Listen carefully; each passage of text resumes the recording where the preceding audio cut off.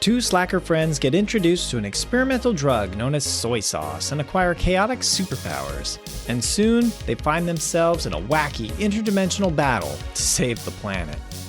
Hello and welcome to Not Now in Theaters. I'm Will Turntail, and this is my review for the horror comedy John Dies at the End.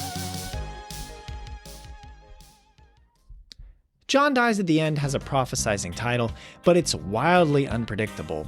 An adaptation of David Wong's web serial turned novel of the same name, it's a journey beset by killer bugs, zombies, ghosts, time travel, alternate dimensions, and superpowers. You'd imagine a sprawling budget to realize all this madness, but this production's funds were limited to $1 million. While that seems impossible for most, it was typical territory for its director, longtime indie filmmaker Don Coscarelli, director of Phantasm, The Beastmaster, and Bubba Ho-Tep. Coscarelli himself optioned the novel's film rights in 2007. He had said of the book, "I was greatly impressed by David Wong's crazed originality and impressive imagination." Later in the quote, describing Wong's writing, he says, "As addictive as the soy sauce street drug that kicks the plot into gear." Though anticipated by the novel's fans, the movie leaked out to theaters and streaming rather than storming the box office gates. Compounding matters, reviews were a mixed bag. Still, some consider this film another plucky, quirky Coscarelli pick. Being a huge Coscarelli fan, I was eager to give it a watch and see where it fell for me.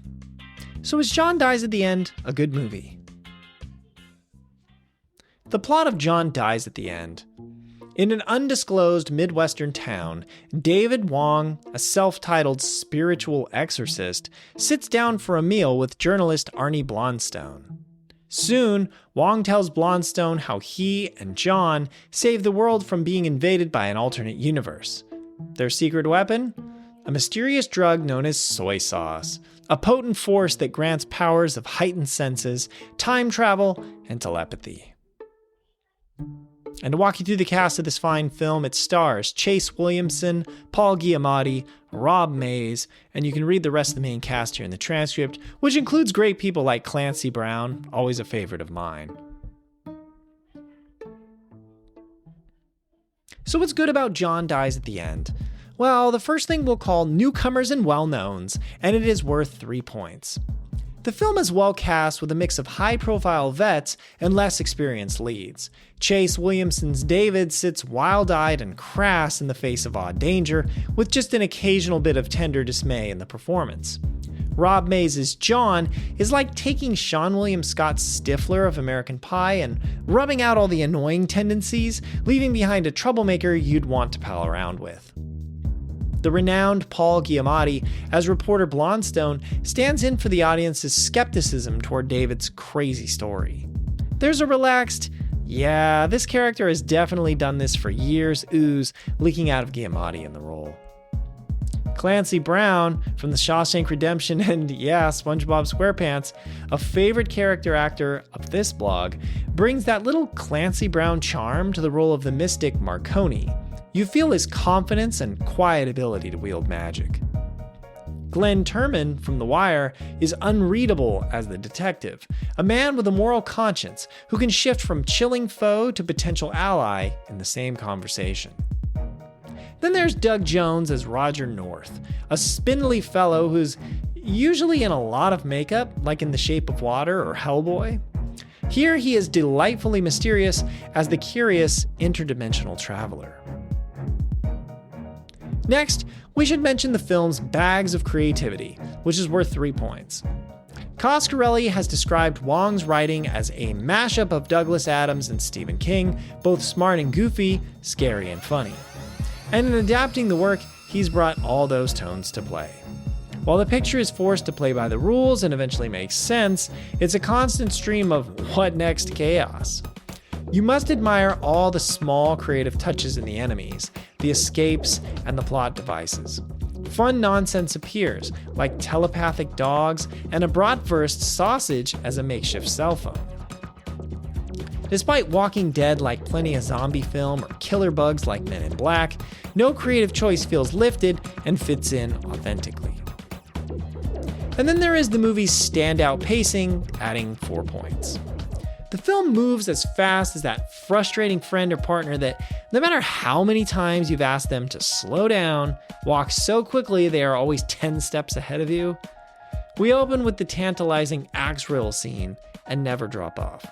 And though the film reveals many weird happenings, teasing you along to its mystery, there's just enough revealed in each scene to give you faith that the film will make sense of its chaos in time.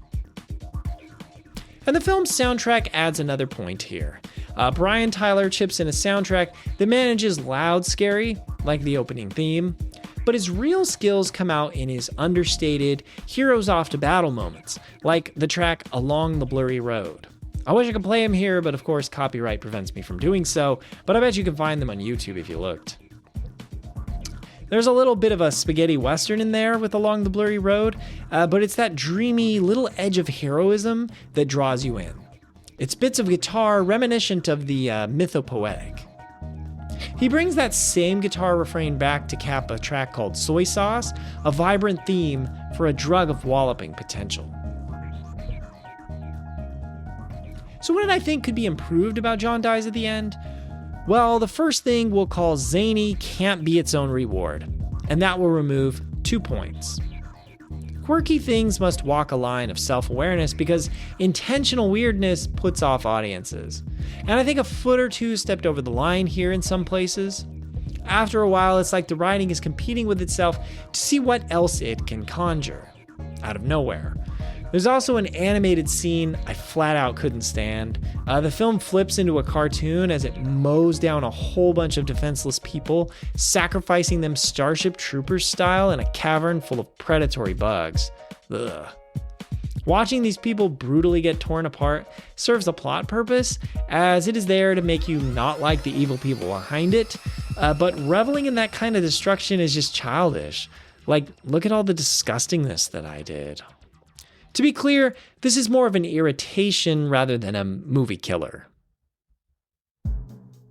This next point is called Sarcasm Isn't a Cause to Care, and it takes away 2 points.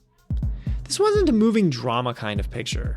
Still, the relationships between the film's characters are shallow. John and David don't have the charm of, say, Bill and Ted, but they have a working bond. Their silly camaraderie carries things through. But individually, well, I don't know what's there. David is funny and sarcastic. We know he has a mystery man instead of a dad, but while that might explain him, I still wonder what drives him. John, for all we know, is just a total wild card, a slacker, a stoner, a musician. Amy is David's love interest, but it's paper thin as they have little interaction. The movie is a dark comedy, not a coming-of-age tale of a monkey trainer with a speech impediment raised in total poverty who leads a rebellion against an oppressive police state. Or subbing whatever overdramatic thing get rewarded these days. Still, getting by on exciting and interesting scenes only takes you too far. Better characters would have propelled the film that bit higher, you know? So adding it all up, John Dies at the End scores a solid 7 points. On my scale of let's not watch, should I watch, or go watch this movie, I'll award it my should I watch rating. John Dies at the End is often funny and highly original. With flashing pace, it wastes no time getting on with its madcap tale of two slackers digging into the occult to kick interdimensional ass. While a good watch, it can't quite match the heart and magic of something like Coscarelli's Bubba Ho-Tep, which is maybe an unfair comparison because Ho-Tep has B-movie legend Bruce Campbell in the cast. The characters are well acted, but are too weak to give the film a full and proper punch. And unlike, again, Bubba Ho-Tep, which managed a wild premise by keeping it in the story, the constant gags here come off, at times, as overreach. Still, I recommend this for fans of indie films, comedy horrors, and anything that takes risks to be different. Risky filmmaking is something we have to applaud, right? So if you like cult movies and swerve the Hollywood tentpole films or take detours away from them from time to time, this is for you. Before we go, one massive credit to Don Coscarelli here.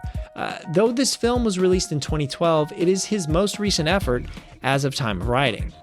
The guy rose to awesome approximately 3 decades before making this film. I mean, he did Phantasm in '79 and The Beastmaster in 1982. It may help to be indie, but this film didn't play it safe, nor was it derivative of other things Coscarelli had done. Deep into his career, he had not lost his edge. That there is a bonus achievement. Okay, that's all I have to say about John Dies at the End. Thank you so much for listening. If you like this episode, you can follow us on podcast platforms like Spotify or Apple Podcasts. Or if you're on YouTube, please crack that like button and subscribe. New episodes of this podcast usually come out weekly. Next, well, I have been talking for weeks about doing the Korean action film The Villainous, but I might take 1 or 2 more episodes to unpack that beast. So something else might land in between that, but no doubt it will be something cult, classic, retro, etc. I've also got a piece I'm working on about why Exo Squad is the greatest cartoon that was never made into anything and would be totally amazing for someone to redo that property now. So stick around for those types of things. That's all for now, and I'll see you next episode. This podcast episode is production copyright of Overegged Media LLC, located in Sacramento, California. Reference photos linked in the transcript are copyrighted by the Internet Movie Database. This review's factual information was gathered through online sources like Wikipedia, IMDb, or interviews. Misrepresentations and errors are possible, but unintentional. Introduction music was Neon Laser Horizon by Kevin MacLeod of Incompetech.com. It was licensed under Creative Commons by Attribution 4.0 license. And the exit music and additional music, those are also by Kevin MacLeod of Incompetech.com, also licensed under Creative Commons by Attribution 4.0 license. The names of those tracks are Voxel Revolution, Easy Jam, Thinkin' Music, and Thinking Out Loud. See you next time.